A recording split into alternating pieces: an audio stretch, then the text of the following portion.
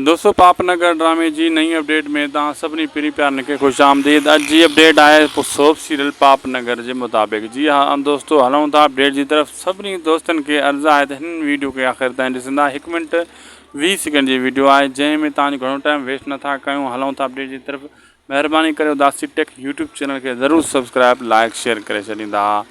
दोस्तों दरअसल राबेल जा जेका एक्शन तव्हां शुरू में ॾिठा, राबेल हाणे धीमी पइजी वई आहे। इन जे करे त हुनखे पंहिंजे घर वारनि जी परेशानी आहे जे हू बलाज खान सां अगरि वधीक उचाए थी ऐं पंहिंजो पलांद वठणु यानी उन खां पाण खे परे करणु चाहे थी त पोइ हुनजे घर वारनि खे ख़ासि करे मल्हार खे नुक़सानु ॾींदो। बलाज खान जेको बार बार हू धमकियूं ॾेई रहियो आहे हू करे बि सघे थो। इन जे करे राबेल इहा शइ बर्दाश्त कंदी थी अचे, लेकिन घणो देरि इन शइ खे बर्दाश्त न करे सघंदी।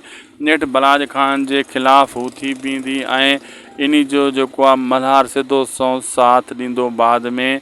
फ़िलहालु मल्हार खे बि असलियत जी ख़बर नाहे ऐं उन खे राबेल बि कान थी ॿुधाए पई।